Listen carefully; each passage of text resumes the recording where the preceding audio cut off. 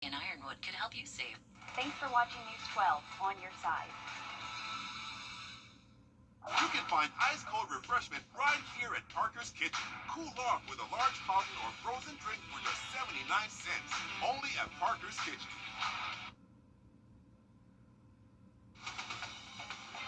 Live from Augusta, you're watching News 12 live at 5.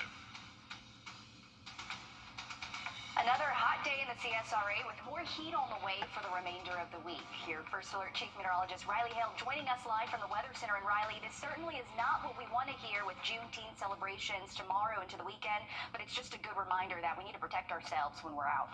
Definitely so, Zana. Even though we don't have heat advisories or heat warnings out there, this can still be some dangerous heat, especially if you're out in it too long and not staying hydrated. So especially everyone heading out to the festival tomorrow around downtown Augusta, just make sure you are staying safe out there. Be mindful of those heat illnesses. Now, the thing is, tomorrow as well, we're actually bringing back a low severe weather threat across the area. Marginal risk issued by the Storm Prediction Center for Thursday. We don't have quite as many storms out there today. You can see pretty good coverage of thunderstorms between Birmingham, Atlanta, mainly across areas west of the CSRA. Some of these storms could try to make their way towards us into this evening. You can see, currently speaking, there's not much happening for the CSRA. We got this one lone little thunderstorm about to cross over right where Clarks Hill meets Lake Russell, so just past through Tignal, heading towards Mount Carmel next. It looks like it is going to stay mainly north of Lincolnton and downtown McCormick, but this type coverage is expected over the next several hours. Right now, it does look fairly good for the Green Jackets. They're going to start their game at 7:05 tonight, and it's a sensory-friendly night, so they're going to lower the loudspeaker, not quite do as many strobe lights, and they're going to have a quiet zone, too, so great opportunity to take anyone out there with some sensory issues out to the ball game tonight. Now, heading into tomorrow, take a look at what our peak heat index should top out at later into the afternoon, most likely between 100 and 105. Actual highs will hit the mid-90s. We'll have a look at this severe weather threat for you coming up in just about 10 minutes. Thanks for that, Riley. We have an update for you from the Master's Table Soup Kitchen. They need your help as hunger grows in the community. This summer, the food bank says it's helping more than 300 kids.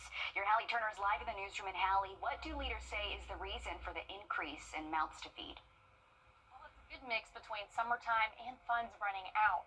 While summer break is for many families is a break from the hustle and bustle, for others in our community, it's a big season for hunger, and the soup kitchen leaders say they're sounding the alarms with an increase in numbers like they've never seen before. Soup kitchen manager LaDonna Dolman says numbers have been on the rise for a while. The surge started back in March when they fed around 93 kids. In April, numbers more than doubled to 191. And with school out and more kids at home, leaders are preparing the soup kitchen to feed 300 kids in June and nearly 500 by July. Even with multiple food programs in place, Dolman says they see the most people near the end of the month. Between the 20th and the 30th, our numbers are tremendously high. That's when we see our most guests. It's the middle and the end of the month. The food stamps have ran out. Maybe they paid all their bills and they don't have enough to go to the grocery store. So coming down here substitutes that meal so that they can have their other food at the house to do the meals when they can't come down. Yesterday, we did 253 trays. Have I seen an increase? We have been definitely seeing an increase. On today, we'll roughly probably do about 250, if not more. Now, right now, Dolman says the biggest thing the soup kitchen needs is volunteers and donations. Coming up all new tonight on News 12 at 6 o'clock, we're on your side with what they need and how you can help. And we certainly do appreciate everyone at the Master's Table Soup Kitchen, open 365 days a year. They're never closed, serving all the people in need. Thanks for that, Hallie. Developing today live at 5 in South Carolina, Governor McMaster signing an executive order to speed up the process of rebuilding a bridge that collapsed on I-20 Saturday. The bridge collapsed after a tanker truck and car crashed, causing the tanker to catch on fire under the bridge. This order allows for the South Carolina DOT to apply for federal emergency relief funding to rebuild that bridge. Officials say it'll take 9 months to a year to complete the project. New within the last few hours, a grand jury is raising concerns about issues at the Richmond County Jail. According to documents in April, they toured the jail and saw the kitchen area having outdated equipment and appliances. There were also several garbage disposal units out of order and one oven not working, or one working rather. The documents say there also are concerns about overcrowding in the mental health unit. To read this full report, you can head to our website, wrdw.com. New results are out for the homeless task force point-in-time count in Augusta, with officials counting more than 1,000 people experiencing homelessness in the city. More than 340 are sheltered, 18 are veterans, and 55 are chronically homeless, and nearly 400 children under 18 are homeless. You can read the full report on our website. Developing today, a man's arrested and facing an aggravated assault charge after a woman was hospitalized in critical condition after she was allegedly hit in the head by 42-year-old Terry Coleman, who's been charged with aggravated assault. Early Wednesday morning, deputies say they responded to Doctors Hospital just before 5 in the morning after receiving a call for an injured person that was brought in for treatment. This investigation is ongoing. New this evening, a story catching national headlines. The U.S. Supreme Court. We have an update to a developing story. Georgia Senator Max Burns is responding to a legal battle between Burke County Sheriff Alfonso Williams and county commissioners. In a statement, Burns says, in part quote here, "Through many conversations that I have had with Burke County residents, I understand the frustration you have with this prolonged situation. While it would be counterproductive to get into the details at this time, I continue to work with Burke County and state officials on a resolution." Last week, all Augusta Superior Court judges disqualified themselves from the legal battles. The sheriff has filed a lawsuit claiming illegal interference with his budget decisions. Also last week, commissioners asked Governor Kemp to launch an investigation into the sheriff and if he should be removed from office. 12 on Your Side Investigates has the full report on WRDW.com. New today, Aiken County officials approving a project that could help with flooding. The project is expected to help Whiskey Road, the College Acres subdivision, and Wise Hollow drainage basin. The project is worth more than $42,000 and is funded by the capital project's sales tax. The project's budget is around $10 million and will be reviewed. Officials say their goal is to get started within 9 months to a year.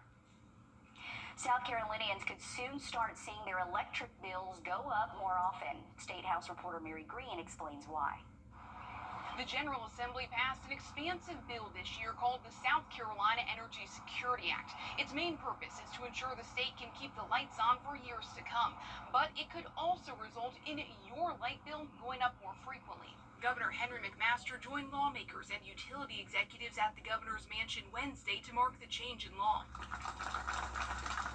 Part of the legislation, called rate stabilization, will make it easier for utilities to raise electric rates every year. Before this, utilities had to go through a much more intensive process that critics say involved a much higher level of scrutiny to get a rate increase approved. Utilities say this change will prevent sticker shock, so customers can take on incremental increases to their power bills instead of one big jump every few years. Rate stabilization is a more predictable and smoother path. When we had night hearings in our last rate case, we heard loud and clear from our customers that actually attended those, and some of those online that said, hey, don't hit us with a double-digit rate case every 3 to 5 years. But other groups are skeptical and argue this change only benefits the power companies and not individual or industrial ratepayers. I don't think that the ratepayer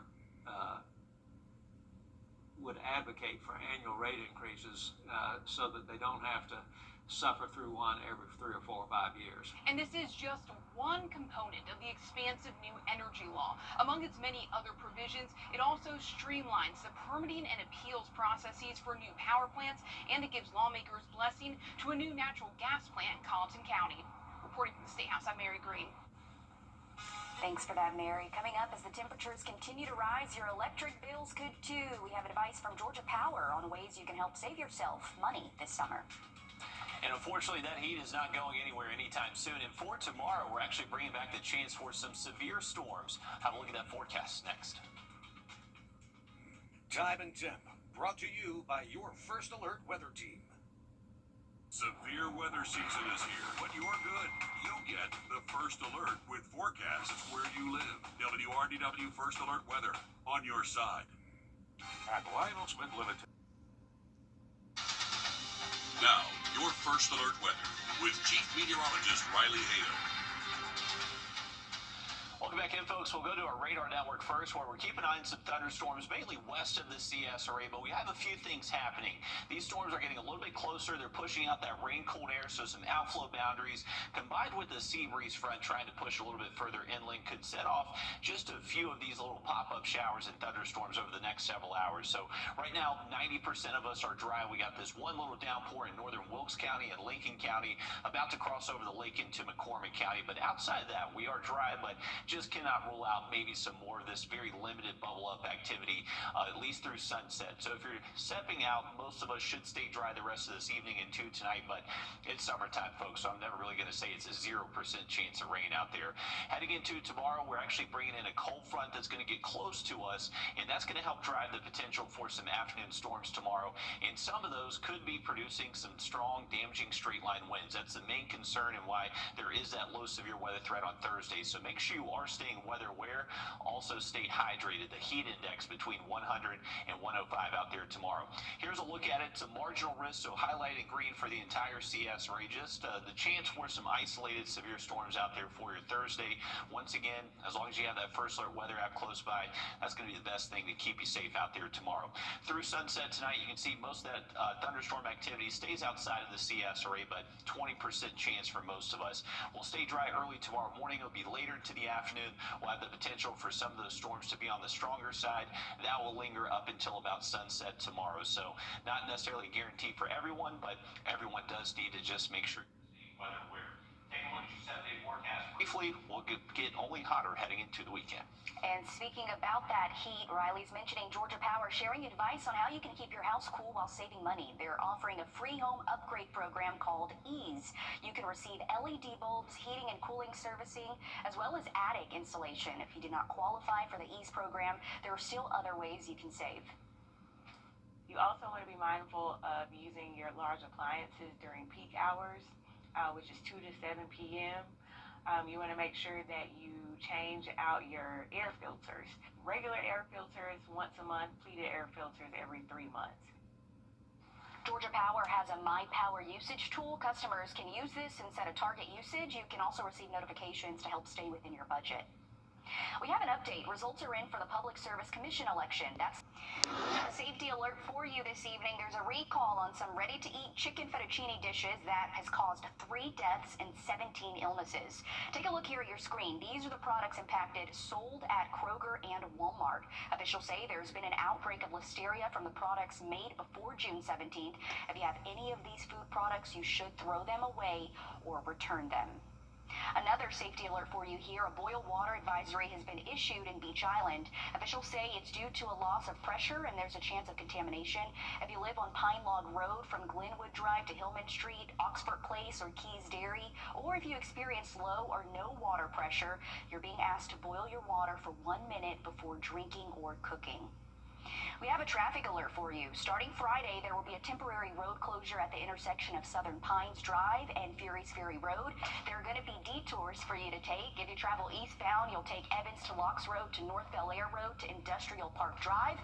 And if you travel westbound, take North Bel Air Road to Industrial Park Drive. Closures go from 9 in the morning on Friday until 3 in the afternoon Monday. New today, the Aiken County Visitor Center is permanently closing. Officials say it will close on June 30th. We've reached out to see why it's closing, and we'll let you know once we hear back. Also new, a summer camp is making sure kids keep reading while having fun throughout the summer. This is video of the Dr. Paulette Harris Literary Center's summer camp. Camp officials say they started the camp as a way for kids to learn at no cost. It's a good way to also give kids an opportunity to make new friends. Every learner is going to walk away from camp with at least 3 books of their own that they've studied while they're here. We know just being socially around kids really helps. You'll see friendships start to develop even over the course of 2 weeks here.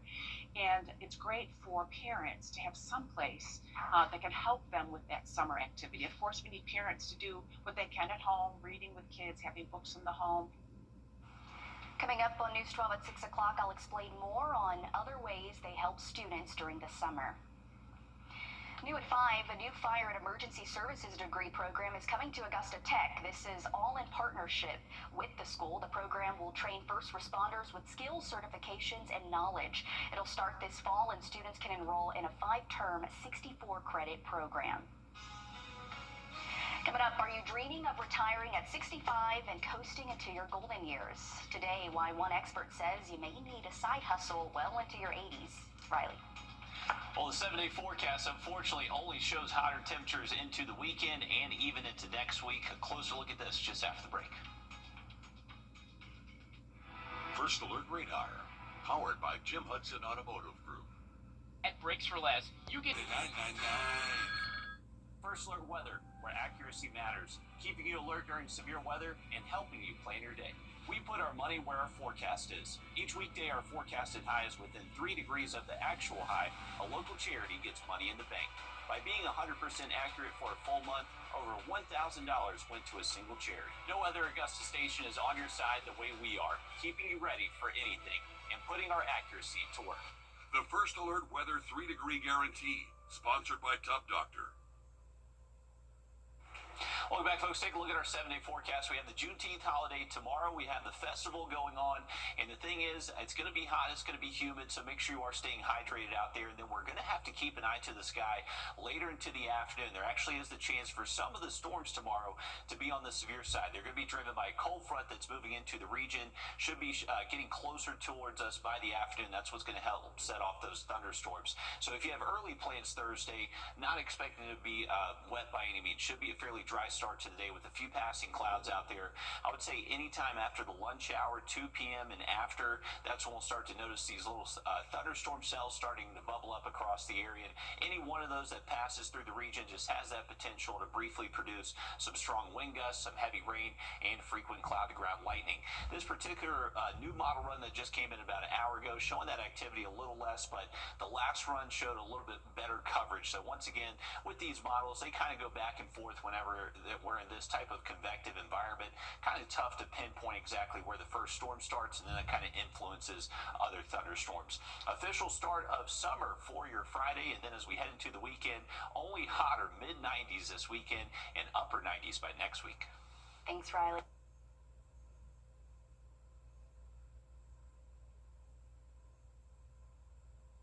Age 62, but how many Americans are truly... Today, the nonprofit Blunt Beginnings held a community cleanup to pick up trash around Broad Street. This was a family event. Organizers say this was a great way to show the younger generation the power of community and giving back. People just need encouragement. And if they see you out here working for nothing and just trying to simply do better, it may inspire them to do better. You know, we may say something that can encourage them to, you know, step away from a drug or step away from committing suicide. So it's just simply serving the community and just trying to reach those that, you know, need a little push. The organizer says this wasn't just about picking up trash, it was about lifting up spirits of those in our community. Tomorrow is Juneteenth, and there will be a celebration in Augusta hosted by the Band of Brothers, Augusta, and Cliffism Sports Bar and Grill. This is video of preparation underway for that event. There will be speakers, health and wellness checks, entertainment for kids, vendors, and more. This goes from 12 until 9 at the Augusta Exchange Club Fairgrounds. And this weekend, there will be more ways you can celebrate. The Center for African American History, Art, and Culture is hosting a Juneteenth celebration. There will be live performances, children's activities, museum tours, and more. This will be from 11 until 2 at Founders Park. For a full list of events celebrating Juneteenth, you can take out your phone, scan this code on your screen. It takes you to our website so you can view that list. And Riley, the heat continues through the weekend. It does, Zana. We are going to see intense heat over the next 7 days. And for tomorrow, for our Juneteenth holiday, there is going to be the potential for a few hit and miss thunderstorms later into the afternoon. So just make sure you have that First Alert Weather app close by if you're going to be outside. Another quick look at that forecast coming up. Right now at Rooms to Go, shop at... When you're on the go, Circle K's on the way. Grab something fresh, fast, for just $3, $4, or $5. Whether you're finishing a long night, about to start your day, or just grabbing a quick bite, you'll always find a fresh meal deal ready to go. Easy, fast, and affordable. Get a meal deal at Circle K today. At participating locations, visit CircleK.com for details. bad boys crashes into you, their insurance company is going to try to settle with you quickly, but for a lot less. I'm attorney Ken Nugent, and this is my outstanding team. Hi. We're known for moving pretty quickly ourselves. Getting your money fast is crucial for your recovery, so we go for the maximum settlement possible. Faster. How fast, you ask? One call, that's all. Watch it go! Call Ken.com. It's payback time. Our summer diamond event has returned. Welcome back in, folks. A live look over SRP Park. They're going to have their game tonight at 7:05. Right now it's 92, but feeling like 96. So still some of that humidity just making it feel a little bit hotter out there. As far as rain chances for that game, looking minimal, but as we always say, not a 0% chance out there. Most of these storms are west of us. We have the sea breeze front now about reaching I-95. That's starting to agitate a few more cumulus clouds. So our southern counties most likely have the best bet of a quick little storm within the next hour or so. So keep an eye to the sky if you're heading out. Most of us do look dry, though. Tomorrow, more storms in the afternoon, and some could be Severe weather season is here, but you're good. You get the first alert with forecasts where you live. WRDW First Alert Weather on your side. Trust Chief Meteorologist Riley Hale for your first alert. At Parker's Kitchen, we go big, like our huge, crunchy, juicy, never frozen chicken tenders with an extra large serving of Parker's signature sauce. At Parker's Kitchen. You're watching News 12 live at 5. Continues. Well, we've got another hot day out there with more heat coming your way this week. Your First Alert Chief Meteorologist Riley Hale tracking those temperatures. And Riley, we've kind of been seeing the same thing for the last several days, right? Hot temps and then some pop-up showers.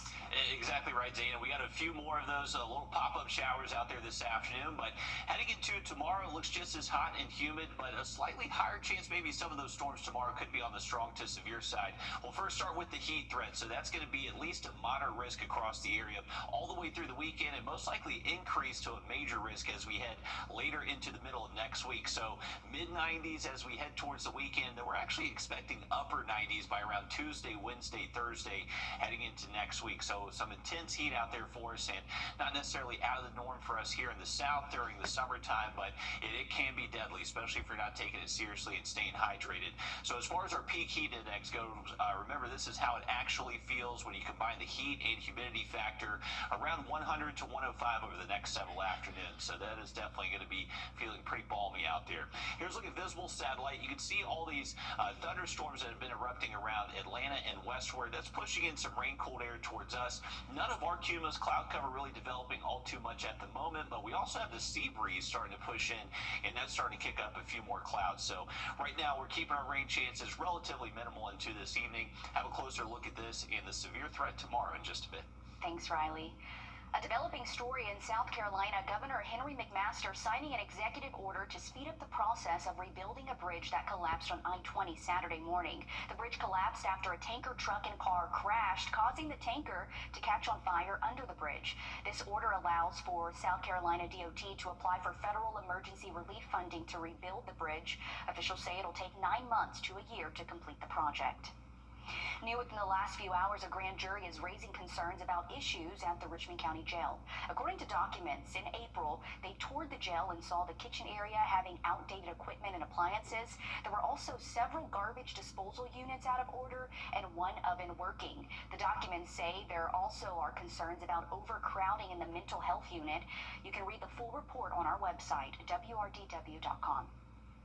New results are out for the Homeless Task Force point-in-time count in Augusta, with officials counting more than 1,000 people experiencing homelessness in the city. More than 340 are sheltered, 18 are veterans, and 55 are chronically homeless, and nearly 400 children under 18 are homeless. The full report is also on our website, wrdw.com. Developing today, a man's arrested and facing an aggravated assault charge after a woman was hospitalized in critical condition after she was allegedly hit in the head by 42-year-old Terry Coleman, who's been charged with aggravated assault. Early Wednesday morning, deputies say they responded to Doctors Hospital just before 5 in the morning after receiving a call for an injured person that was brought in for treatment. The investigation is ongoing. We have an update to a story. Georgia Senator Max Burns is responding to a legal battle between Burke County Sheriff Alfonso Williams and county commissioners. In a statement, Burns says, in part, through many conversations that I've had with Burke County residents, I understand the frustration you have with this prolonged situation. While it would be counterproductive to get into the details at this time, I continue to work with Burke County and state officials on a resolution. Last week, all Augusta Superior Court judges disqualified themselves from the legal battle. The sheriff has filed a lawsuit claiming illegal interference with his budget decisions. Also last week, commissioners asked Governor Kemp to launch an investigation into Sheriff Williams and if he should be removed from office. 12 on Your Side Investigates has the full report on our website. Live at 5, Georgia programs caught up in sweeping grant cuts, including ones that work to keep Georgians healthy. Your State House reporter Abby Kasouris has the latest. Many of those leaders met here at the state capitol. They say those funding cuts endanger some of the most vulnerable people, low-income, underserved communities who need mental health support. I think the landscape for these communities is really dire right now. Davielle LeKind shows us an email she received in May from the Department of Public Health, stating the grant money for her program, the Mental Health Alliance, would be cut almost immediately. The program offers mental health support and training to support communities with large immigrant populations. She worries there's nowhere else she can take her clients because other nonprofits are also experiencing cuts. It takes 3 to 6 months generally to see a provider. So those lists now are like 9 months. And if you think about somebody who is seeking mental health services, they don't need those services in 9 months. They need them next week. She's one of many researchers and nonprofit heads at the state capitol on Wednesday who report their funding was cut abruptly after President Donald Trump took office. LeKind's grant awarded by the Department of Health and Human Services. Secretary Robert F. Kennedy promised cuts to crack down on fraud, waste, and abuse. At a budget hearing last month, protesters interrupted his testimony. And had to do more, a lot more, with less. The budget I'm presenting today supports these goals and reflects